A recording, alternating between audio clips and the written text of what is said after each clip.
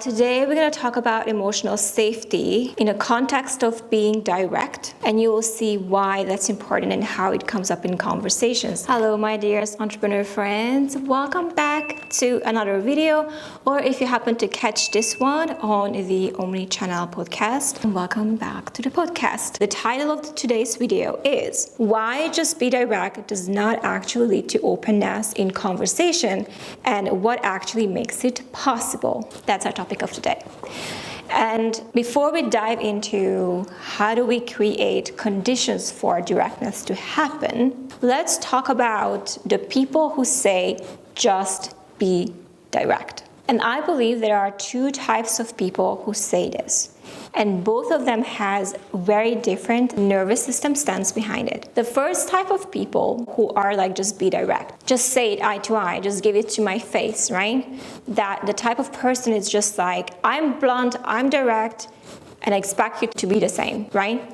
And there is a virtue behind it. There is an identity of directness behind it. And I completely understand people who operate this way because they are like, hey, don't say things behind my back. Just say it to my face. Let's deal with this. Don't hide it. And while I understand people who are like that, and I think it's okay for you to be like that, like fieriness, sometimes bluntness, sometimes just like, let's clear the air.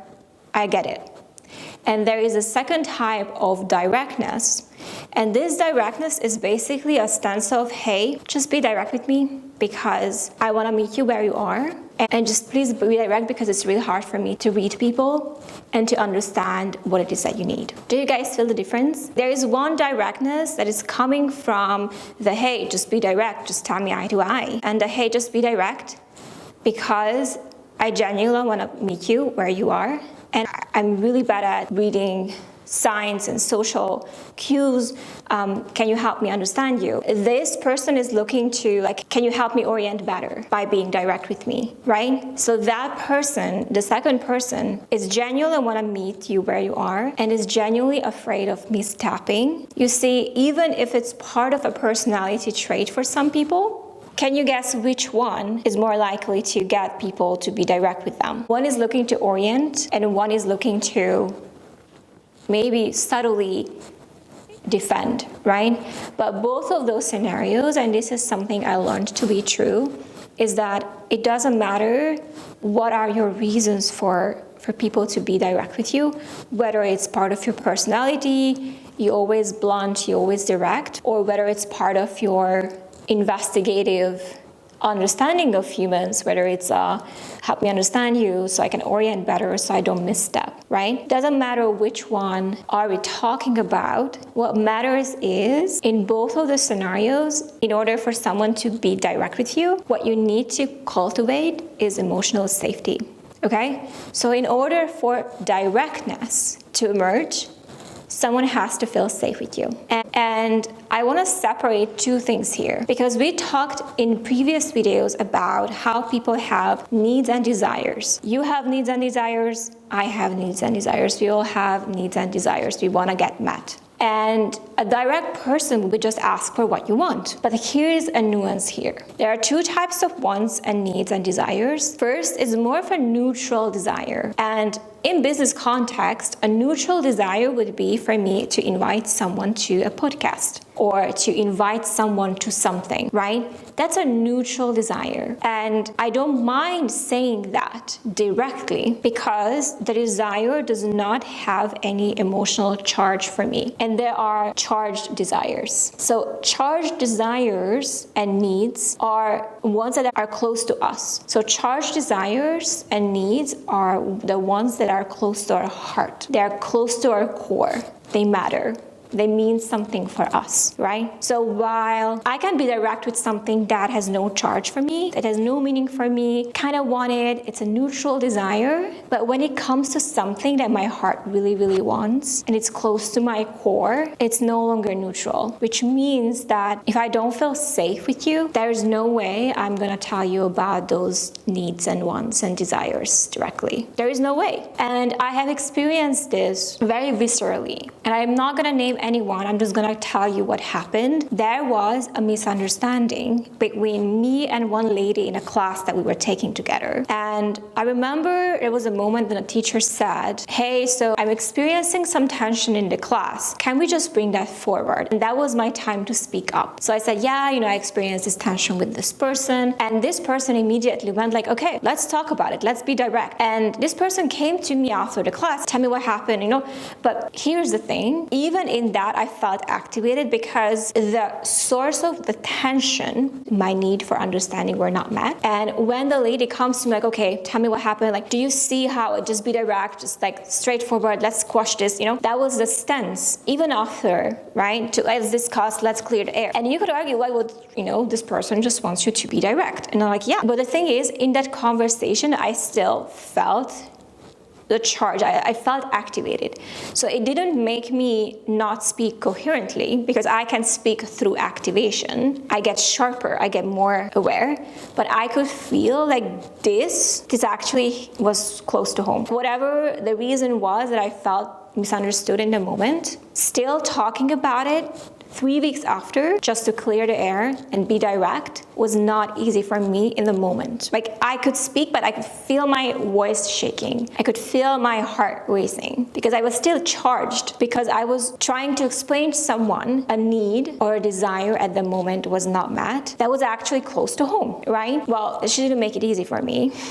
We did express, we did met in where we needed to be. But do you understand that when people want us to be direct, just be direct, but the directness is close to home, unless there is safety for us to bring that out to the front, it either won't happen at all, which means you won't get the directness that you want, or simply it will come out, but like the other person won't actually feel like, I was exposing all that for this, okay, great, Like, it's not like you walk away from your needs met. Like, you put that emotional risk of being direct with someone, but that person they just couldn't meet you there for whatever reason. And even though cognitively, the charge can be, like, cognitively we can meet, and that's what happened. We met cognitively. Like, I understand her, she understood me. Somatically, I did not feel like this is it, I'm ready to let it go, right? I love when people want that directness for whatever reason that is that they want it. But you have to understand that you are the type of person who wants someone to be direct with you. You have to think about two things. How can I create safety with people? Very important. Am I the type of person that people can come with honest truth, like with their closest desires that really truly matters to them? Am I the type of person that people can come to with those things? How am I that person that lets people come and step forward with their deepest desires directly, right? Like, this comes back to personal responsibility. And the rest of this video, we're gonna talk about how to create emotional safety with people. But before we go there, I really want you to contemplate this, because even in my own life, I recognize that many times I was judgy, I was judgmental, I was, not necessarily creating safety in which people could emerge naturally with their needs and desires. And it's something that we can work on. If you want directness, it's something we can consciously work on. Can people actually come to me and not be judged when that happens? Can people come to me directly and actually be respected? Can people come to me and actually be accepted? Can people come to me and actually be heard? Am I the type of person that creates that safety? Many people who claim I want you to be direct with me are also the most argumentative people in the world. Like, yeah, really? So if people are afraid to come to you directly because they have experienced you as someone intense or someone who is a little bit of an argumentative person because it hits you in your ego and you take it personally, whatever the reasons are, how do you expect them to be direct if you're not creating conditions in which directness is available, is allowed, right? So let's think about that first, all of us, because I think that's something that helps us get to the emotional safety part. So how do we create emotional safety? And please, mind you, we will go deeper inside of these topics in empathy as we know it. This is a program that I'm going to deliver live, and this is part of the human-to-human curriculum. We start April 15, 2026 and you can come in for $47. This program is going to be delivered live. So if you want to join us, I'm going to put a link in the description of this video, or if you're listening to the podcast, to the description of this episode. Now, how do we create emotional safety? The very first and very important ingredients of creating emotional safety is to be grounded and stable within yourself, right? So if you are a person that is stable, then when you hear something coming at you directly, you don't get into defense mode, right? So if you're internally stable, then you can hear whatever that they want to say without getting dysregulated, destabilized, defensive, right? You can hear them. So internal stability is the most important prerequisites of creating emotional safety. The second ingredient that is very important for you to create emotional safety is to remove the pressure from the interaction. Okay, what does that mean? How do we remove the pressure from the interaction? What I like to call is to be spacious. So when I'm spacious, I allow things to happen as they happen. Right?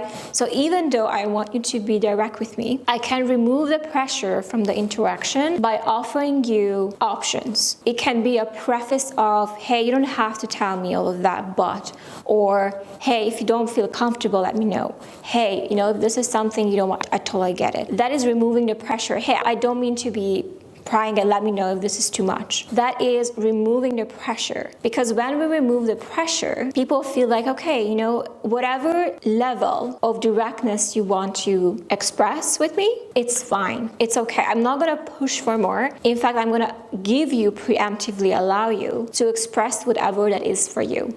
And we don't have to do this all the time. It's just if that's what we are. Even if we don't say those words, but you can say those words, because I like to say it, because when I feel I'm venturing into something that potentially has emotional charge, I always preface it in a way like, hey, we don't have to go that far. I know we're just mad. It's not like I'm digging for that in people. I'm naturally feeling where I can potentially venture into an area that might be personal to people, maybe expose a little bit vulnerable, maybe be a little bit more close to their core, right? So whenever I sense that this could be closer to the core, I remove the pressure and I'd be like, you know what, whatever feels right. Let me know if it's too much, right?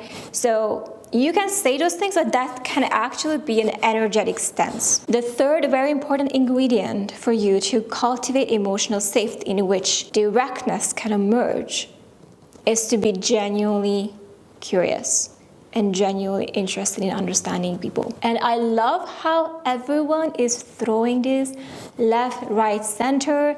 Since we read the book, How to Win Friends and Influence People, we always be curious, be interested, genuinely want to understand people. To me, this is not something we try, it's something that we are. And there's a difference.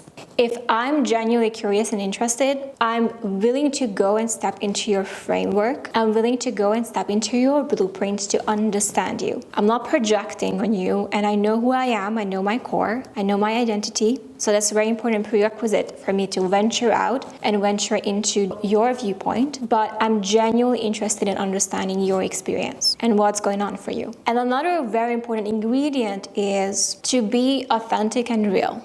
So what we have to understand here when we are creating emotional safety is that when we are not real with people and when we are in performance mode or masking ourselves or pretending that we are something else, how do you expect people to be feeling safe with you if you cannot even be yourself in a conversation with someone? So if you're heavily masking, if you're heavily, putting that distance, and not showing up as your real self, it's really hard for people to open up to you because they can sense you're not being congruent.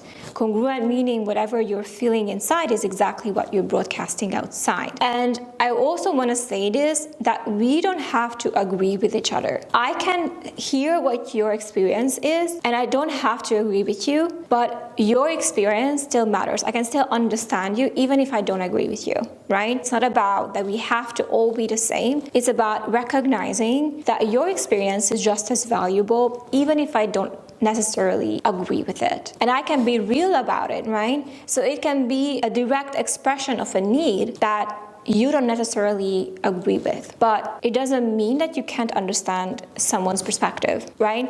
So when we are genuinely interested, we are tuned, we are not judging, and we are spacious and real, is naturally conditions for emotional safety to emerge, and it's naturally conditions for people to really express to you directly, okay? So that's the practice there, and it's not easy. It's ongoing journey, right? Okay, you guys, I hope this video helped you and you will be actively cultivating emotional safety when you want people to be direct with you. And good luck with that. If you want to join in for Empathy as We Know It, again, I'm going to put a link in the description. Once you register, you will get an email that will lead you to a Facebook group where the program will be hosted live and you will have lifetime access to it. Thank you so much for watching and listening to this one. It's really hard, especially if it's a family member, guys. So good luck.